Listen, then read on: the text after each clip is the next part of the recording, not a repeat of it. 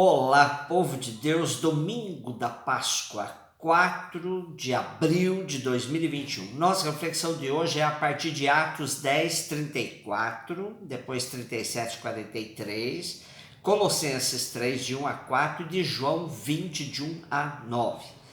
A obra de Lucas, Evangelho mais Atos dos Apóstolos, apresenta um esquema bem pensado e calculado. O Evangelho apresenta o caminho de Jesus e os Atos, o caminho da igreja.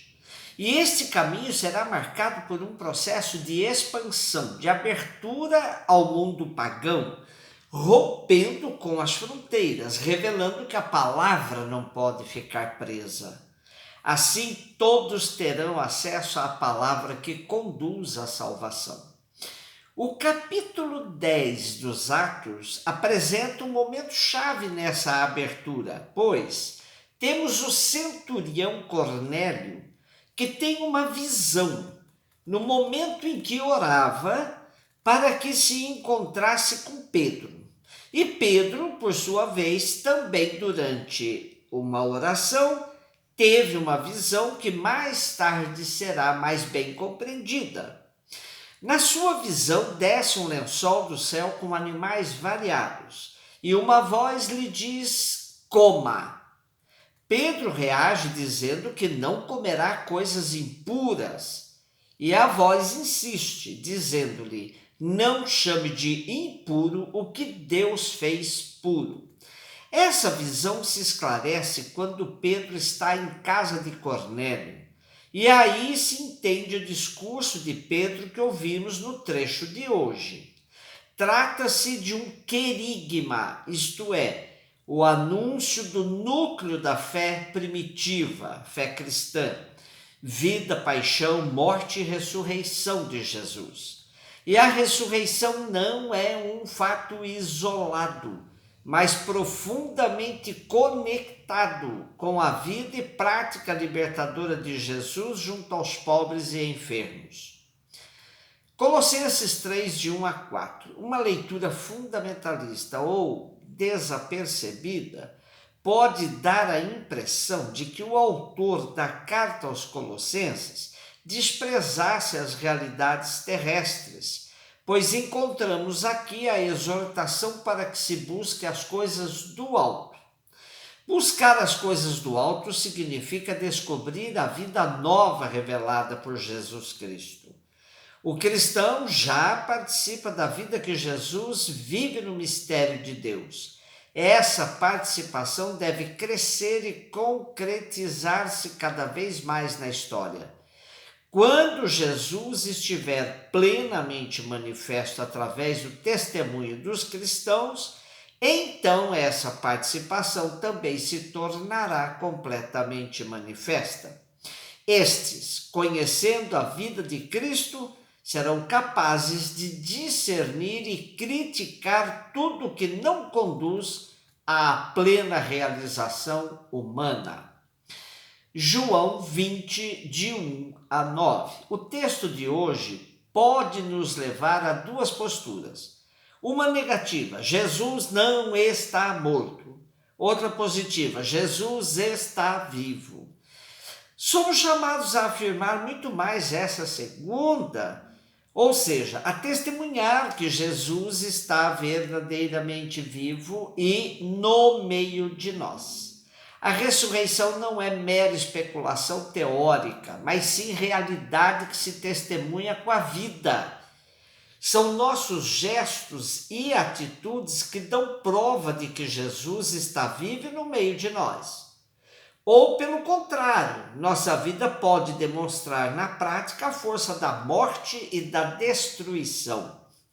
Somos sempre chamados a tomar a decisão a favor ou contra a ressurreição, mas não de maneira teórica, e sim prática, na vida, com nossas atitudes.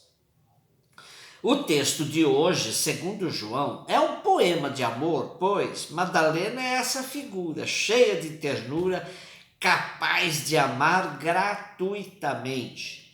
E depois a atitude do discípulo amado que foi capaz de, com delicadeza, esperar por Pedro, que correu menos, andava mais devagar, para depois de Pedro também entrar no sepulcro do amigo Jesus. Ou será que o discípulo amado correu mais depressa porque quem muito ama vence todas as barreiras do caminho quando se trata de ver o amigo amado? Os dois discípulos viram o que havia dentro do sepulcro, mas somente do discípulo amado se diz que viu e acreditou. O Papa Francisco, com a sua sensibilidade, procurou resgatar a figura de Madalena, que popularmente ficou identificada com a prostituta, com a mulher pecadora. Esta outra mulher que amou muito Jesus não tem seu nome revelado, é uma anônima. Por uma leitura enviesada dos capítulos 7 e 8 do Evangelho de Lucas, esta mulher foi identificada com Madalena, mas são duas mulheres bem distintas. A pecadora é aquela que entra em casa do fariseu, lava os pés de Jesus e os enxuga com seus cabelos, e recebe de Jesus o bálsamo de que precisava. Teus pecados estão perdoados, tua fé te salvou, vai em paz. E Madalena é uma das mulheres que acompanhavam Jesus de cidade em cidade. Se diz que Jesus a havia curado, tirando dela 7 demônios. Ambas as mulheres são apaixonadas pelo Mestre e demonstram o carinho e a afeição que têm por Jesus. No primeiro dia da semana, Maria Madalena foi de manhãzinha, ainda escuro, ao sepulcro. Assim João começa a descrever o primeiro dia da ressurreição. E é Madalena a primeira testemunha, que vai contar aos discípulos o que viu. Os 2 discípulos vão comprovar o que Madalena lhes tinha dito, mas voltaram para casa. Madalena não. Madalena permaneceu diante do sepulcro chorando. E quando olha dentro do sepulcro, vê 2 anjos sentados que lhes perguntam: mulher, por que choras? Ela lhes explica o motivo do seu choro e, virando-se para trás, vê Jesus ressuscitado, mas o confunde com o jardineiro. Ela só o identifica quando ele carinhosamente a chama pelo nome: Maria. Trata-se de uma cena onde somente quem ama pode entender. Maria Madalena entendeu e foi a primeira das mulheres que seguiram Jesus e a proclamá-lo como aquele que venceu a morte. Foi a primeira apóstola a anunciar a alegre mensagem central da Páscoa. Quando o Filho de Deus entrou na história dos homens, esta mulher foi uma daqueles que mais o amou e o demonstrou. Quando chegou a hora do Calvário, Maria Madalena estava aos pés da cruz, junto com Maria de Nazaré, a mãe, e o discípulo que ele amava, segundo João. Ela não fugiu com medo, como os discípulos fizeram, não o renegou por medo, como fez Pedro, mas sempre esteve presente desde o momento que o conheceu até o Calvário e ao sepulcro. O primeiro dia da semana, mais que cronologia, é teologia, pois indica o começo de um novo ciclo, uma nova vida que ressurge. Por isso, nós não ficamos mais presos ao sábado, e sim ao primeiro dia da semana, onde reservamos o tempo para recarregar nossa experiência de fé. Quando uma pessoa lamenta porque perdeu a missa do domingo, sempre lhe pergunto o porquê.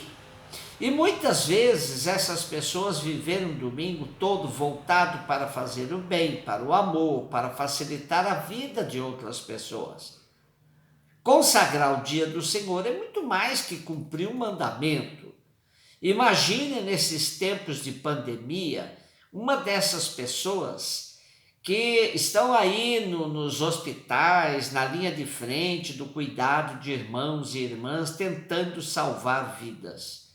Será que não estão cumprindo o preceito de dedicar o domingo ao Senhor? É uma pena, por outro lado, que o capitalismo obrigue inúmeras pessoas a trabalharem no domingo, não lhes permitindo dedicar um dia ao Senhor.